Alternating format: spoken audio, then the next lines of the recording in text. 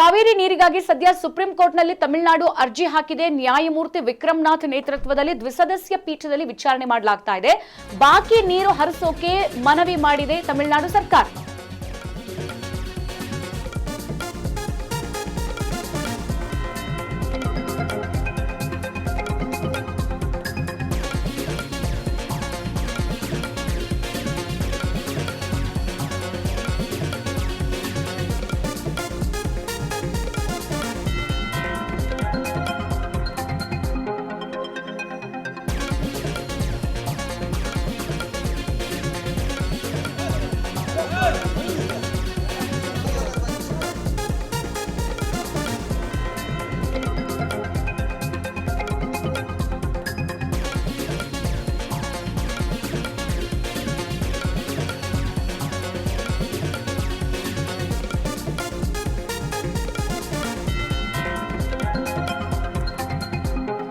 ಕಾವೇರಿ ನೀರಿಗಾಗಿ ಸುಪ್ರೀಂ ಕೋರ್ಟ್ನಲ್ಲಿ ತಮಿಳುನಾಡು ಮತ್ತೆ ಅರ್ಜಿಯನ್ನ ಹಾಕಿರೋದನ್ನ ನಾವು ಗಮನಿಸ್ತಾ ಇದ್ದೀವಿ. ಈಗ ನ್ಯಾಯಮೂರ್ತಿ ವಿಕ್ರಮ್ನಾಥ್ ನೇತೃತ್ವದಲ್ಲಿ ದ್ವಿಸದಸ್ಯ ಪೀಠದಲ್ಲಿ ಈ ವಿಚಾರಣೆಯನ್ನ ಮಾಡಲಾಗಿದೆ.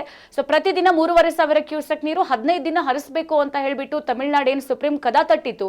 2-3 ದಿನ ಹರಿಸ್ತು, ಆಮೇಲೆ ನೀರು ಬಿಡ್ಲೇ ಇಲ್ಲ. ಅದು ಕೂಡ ಕನ್ನಡಿಗರು ಜೊತೆಗೆ ಕಾವೇರಿ ತೀರದ ಮಕ್ಕಳ ಒಂದು ಹೋರಾಟದ ಈ ಒಂದು ಸಂದರ್ಭದಲ್ಲಿ ಈಗ ಬಾಕಿ ನೀರು ಹರಿಸಲೇಬೇಕು ಅಂತ ಹೇಳಿ ತಮಿಳುನಾಡು ಸರ್ಕಾರ ಮನವಿ ಮಾಡಿದೆ. CW ಆದೇಶ ಇದೆಯಲ್ಲ, CWMA ಆದೇಶವನ್ನ ಪಾಲಿಸಲೇಬೇಕು ಅಂತ ಹೇಳಿ ಸುಪ್ರೀಂ ಕೋರ್ಟ್ ಕೂಡ ಸೂಚನೆ ಕೊಟ್ಟಿದೆ. ಅದನ್ನ ನೀವು ಬಿಡಲೇಬೇಕು. ನಿತ್ಯ 12,000 ಕ್ಯೂಸೆಕ್ ನೀರು ಹರಿಸೋಕೆ ಸದ್ಯ ಈ ಒಂದು ಆದೇಶವನ್ನ ಸುಪ್ರೀಂ ಕೋರ್ಟ್ ಎತ್ತಿ ಹಿಡಿದಿದೆ. 15 ದಿನ 12,000 ಕ್ಯೂಸೆಕ್ ನೀರು ಹರಿಸಲೇಬೇಕು ಅಂತ ಹೇಳಿ ಸುಪ್ರೀಂ ಕೋರ್ಟ್ ಆದೇಶವನ್ನ ಹೊರಡಿಸಿತ್ತು. ಹಾಗಾಗಿ ನೀರು ಹರಿತಾ ಇದೆ ಅಂದಮೇಲೆ ಅರ್ಜಿ ಯಾಕೆ ಹಾಕಿದ್ದೀರಿ ಅಂತ ಹೇಳಿ ಸುಪ್ರೀಂ ಕೋರ್ಟ್ ಈಗ ಮತ್ತೆ ಪ್ರಶ್ನೆ ಮಾಡಿದೆ. ನಾವು CWMA ಆದೇಶವನ್ನ ಪಾಲಿಸ್ತಾ ಇದ್ದೀವಿ ಅಂತ ಕರ್ನಾಟಕ ಇಲ್ಲಿ ವಾದವನ್ನ ಮಾಡ್ತಾ ಇದೆ. ಮತ್ತೊಂದ್ ಕಡೆಗೆ ಮೇಕೆದಾಟುಗೆ ತಮಿಳುನಾಡು ವಿರೋಧ ಅಂತ ಹೇಳಿ ಕರ್ನಾಟಕ ಕೂಡ ವಾದ ಮಾಡ್ತಾ ಇದೆ. ಮೇಕೆದಾಟು ಮಾಡಿ ಯೋಜನೆಯನ್ನ ಅಸ್ತಿತ್ವಕ್ಕೆ ತರೋಣ ಅಂತ ಅಂದ್ರೆ ತಮಿಳುನಾಡು ವಿರೋಧ ಮಾಡ್ತಾ ಇದೆ. ಹಾಗಾಗಿ ಸದ್ಯ ವಾದ ಪ್ರತಿವಾದವನ್ನ ಆಲಿಸಿದಿ ಈಗ ಮುಂದಿನ ವಾರಕ್ಕೆ ಈ ಒಂದು ಸೆಷನ್ ಅನ್ನ ಮುಂದೂಡಿದೆ ಕೋರ್ಟ್. ಸದ್ಯ ನಾವು ಗಮನಿಸ್ತಾ ಇರುವಂತದ್ದು ಕಾವೇರಿ ನೀರನ್ನ ಬಿಡಬೇಕು, ಯಾಕೆ ಬಿಡ್ತಾ ಇಲ್ಲ ಅಂತ ಹೇಳ್ಬಿಟ್ಟು ಪ್ರತಿದಿನ 12,000 ಕ್ಯೂಸೆಕ್ ನೀರು ಹರಿಸಲೇಬೇಕು. CWMA ಆದೇಶ ಹೊರಡಿಸಿದೆ, ಆದ್ರೂ ಕೂಡ ಕರ್ನಾಟಕ ಅಷ್ಟು ಬಿಡ್ತಾ ಇಲ್ಲ, ಕಡಿಮೆ ಪ್ರಮಾಣದಲ್ಲಿ ನೀರು ಬಿಡ್ತಾ ಇದ್ದಾರೆ ಅಂತ ಹೇಳ್ಬಿಟ್ಟು ಸುಪ್ರೀಂ ಕದ ತಟ್ಟಿದೆ ತಮಿಳುನಾಡು ಸರ್ಕಾರ. ಈಗ ಇದಕ್ಕೆ ಸಂಬಂಧಪಟ್ಟಂತೆ ಸುಪ್ರೀಂ ಮತ್ತೆ ಅವ್ರಿಗೆ ಪ್ರಶ್ನೆ ಮಾಡಿದೆ. ನೀವು ನೀರು ಹರಿಸಿ ಅಂದಿದೆ, ಅವ್ರು ಹರಿಸ್ತಾ ಇದ್ದಾರಲ್ಲ, ಮತ್ತೆ ಯಾಕೆ ನೀವು ಅರ್ಜಿ ಹಾಕಿದ್ದೀರಿ ಅಂದಾಗ ನಾವು CWMA ಆದೇಶವನ್ನ ಪ್ರಶ್ನೆ ಮಾಡ್ತಾ ಇರುವಂತದ್ದು ಪ್ರತಿದಿನ 12,000 ಕ್ಯೂಸೆಕ್ ನೀರು 15 ದಿನ ಬಿಡಬೇಕು ಅಂತ ಹೇಳಿರೋದು. ಸೊ ಈಗ ಬಿಡ್ತಾ ಇರೋದು 3,500 ಕ್ಯೂಸೆಕ್ ನೀರು. ಹಾಗಾಗಿ ಅದನ್ನ ನಾವು ಪ್ರಶ್ನೆ ಮಾಡ್ತಿದ್ದೀವಿ ಅಂತ ಹೇಳ್ಬಿಟ್ಟು ಸದ್ಯ ಈಗ ತಮಿಳುನಾಡು ಸರ್ಕಾರ ಮತ್ತೆ ಅರ್ಜಿಯನ್ನ ಹಾಕಿದೆ. ಮತ್ತೊಂದ್ ಕಡೆಗೆ ಕರ್ನಾಟಕ ಕೂಡ ವಾದ ಮಾಡಿದೆ. ಏನು ನೋಡಿ, ಮೇಕೆದಾಟು ಯೋಜನೆ ತರೋಣ, 2 ರಾಜ್ಯಕ್ಕೆ ಅನುಕೂಲ ಆಗುತ್ತೆ ಅಂತ ಅಂದ್ರೆ ತಮಿಳುನಾಡು ವಿರೋಧ ಮಾಡ್ತಾ ಇದೆ.